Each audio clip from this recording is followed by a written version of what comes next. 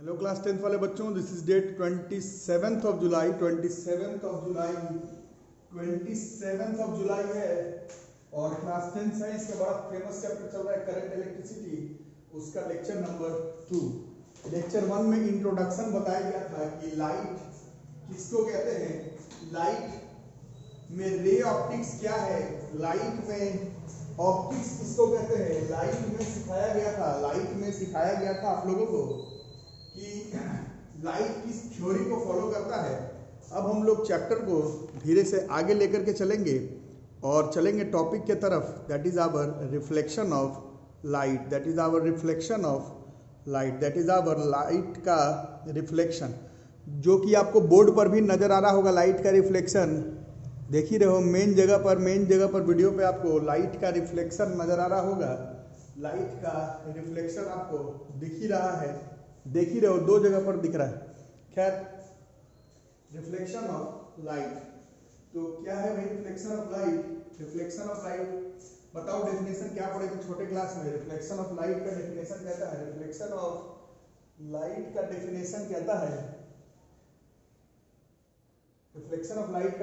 कहता है, when light strikes the surface of an object, है ना, छोटे क्लास से पढ़ रहे हो। When light strikes the surface of an object, some of the light is returned into the same medium. This phenomena of light is called reflection of light.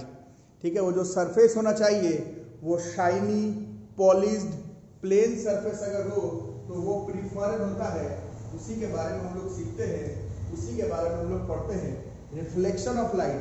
अच्छा, जो लोग पहले से पढ़ रहे हैं छोटे क्लास से, आप लोगों को मालूम है कि डेफिनेशन हर चीज का जरूरी नहीं कि जो आपका ट्यूशन टीचर लिखवा दे वही डेफिनेशन है। डेफिनेशन तो आपने बहुत सारा पढ़ा है, bouncing back of light rays when light strikes on a surface, सब ठीक है। मैं अभी ये लिखवाऊंगा, when light strikes the surface of an object, some of the light, ये लिखेंगे हम लोग 10th क्लास में। सम ऑफ द लाइट, सारा लाइट बाउंस बैक नहीं करता है, बहुत सारा लाइट जो है वो सरफेस पर डिपेंड करता है। कल आपको बताया गया था कि हो सकता है वो जो सरफेस है वो लाइट को एब्जॉर्ब कर ले, हीट को रेडिएट कर ले, खुद ही गर्म हो जाए। वो सरफेस अगर वाटर का हो, ग्लास का हो, तो जरूरी नहीं कि लाइट रिफ्लेक्ट करे, लाइट उसके अंदर भी तो जा सकता है। तो इसीलिए डेफिनेशन में हम लोग 10th क्लास में सम ऑफ द लाइट लिखेंगे। When light strikes the surface of an object, some of the light is returned into the same medium. This phenomena is called reflection of light. और surface जो है वो shiny हो, polished हो, plane surface हो, तब वो प्रीफर्ड है। तो रिफ्लेक्शन दो तरह का हम लोग पढ़ते हैं, एक होता है रेगुलर रिफ्लेक्शन और एक होता है डिफ्यूज्ड रिफ्लेक्शन या फिर इररेगुलर रिफ्लेक्शन।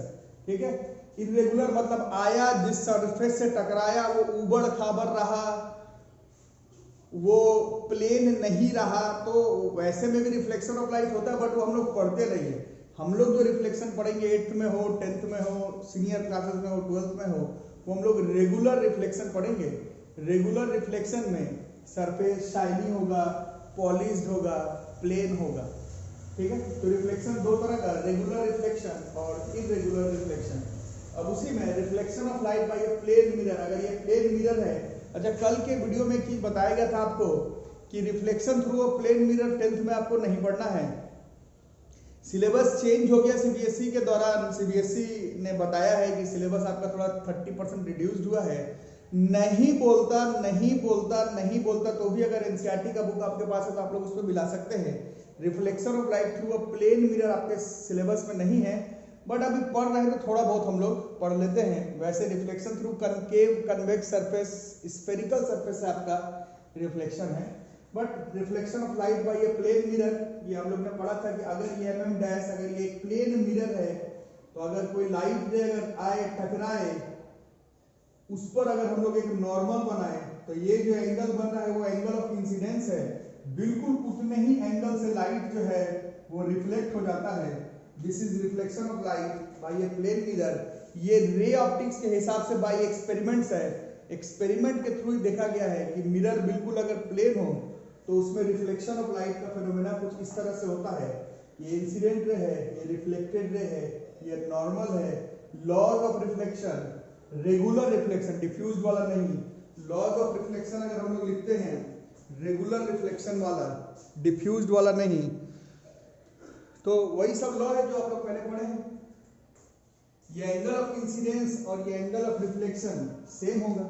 दूसरा ये जो इंसिडेंट रे है, वो जो रिफ्लेक्टेड रे है, और ये जो नॉर्मल है और ये जो पॉइंट ऑफ इंसिडेंस, इसको सेम प्लेन पर लाई करना जरूरी है।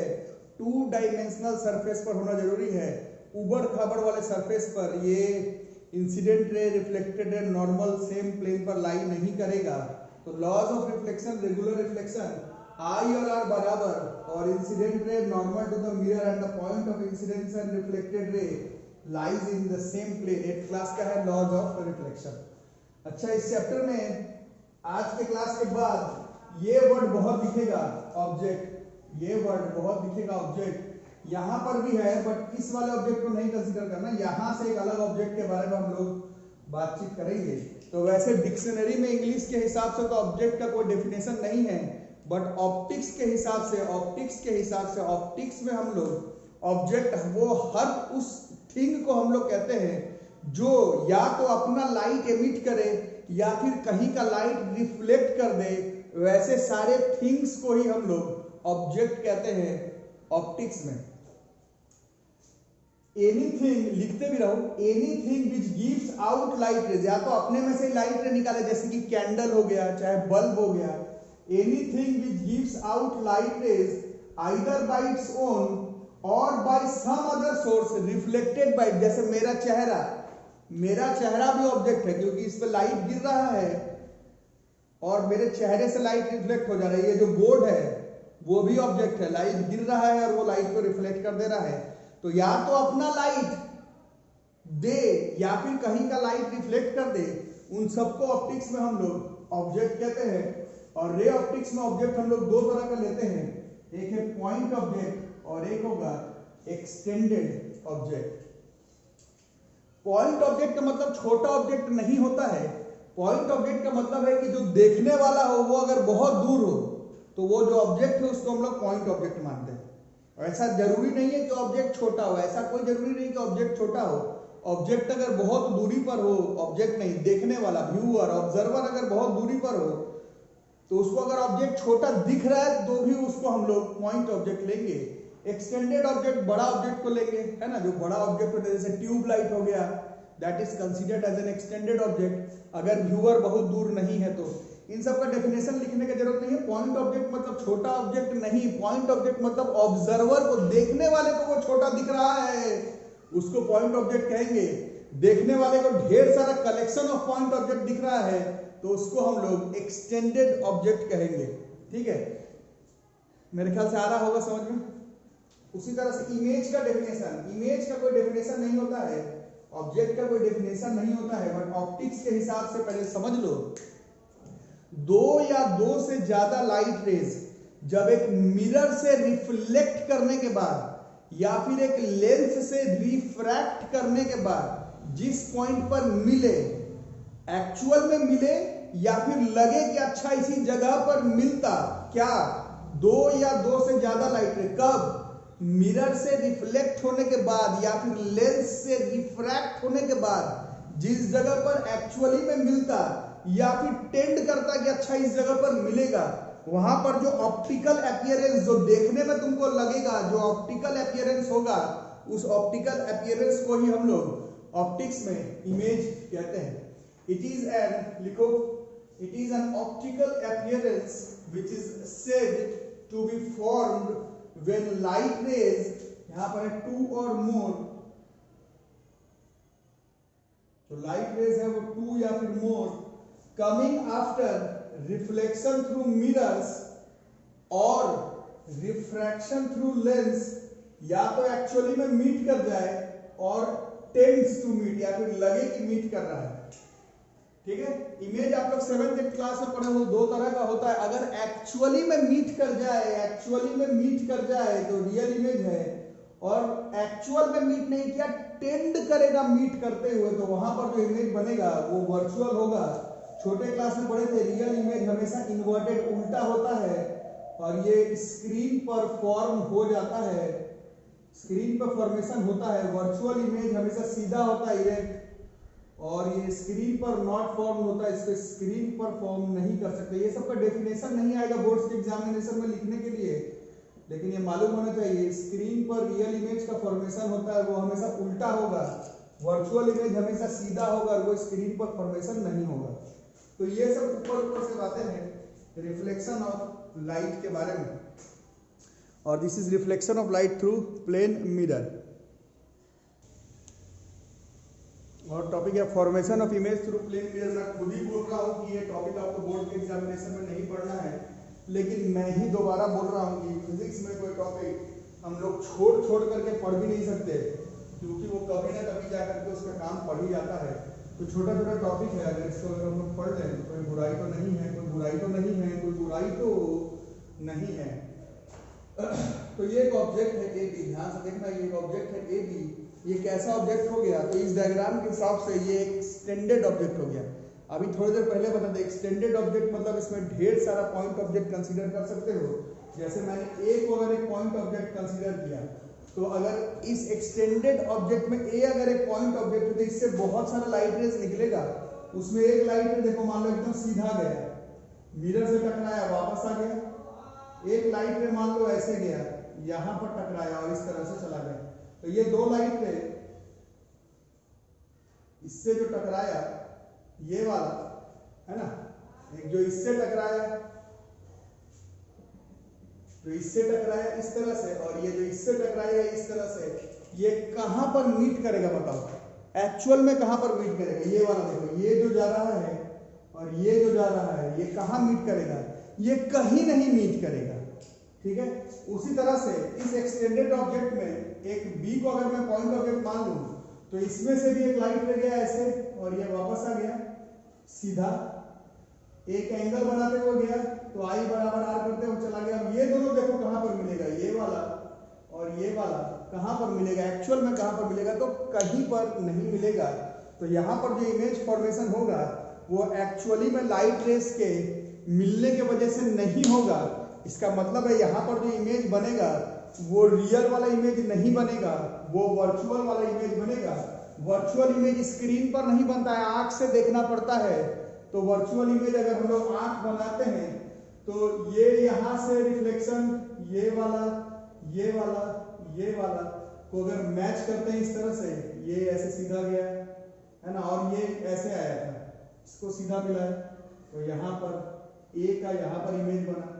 बी को देखते ये सीधा गया तो सीधा ऐसे यहाँ आ गया, आई बराबर आर होते वो रिफ्लेक्ट किया तो ये ऐसे गया, ये यहाँ पर मिल गया। इसके बीच में जो इमेज फॉर्मेशन हो रहा है वो स्क्रीन पर फॉर्म नहीं हो रहा है, ऊपर से सीधा इमेज बन रहा है।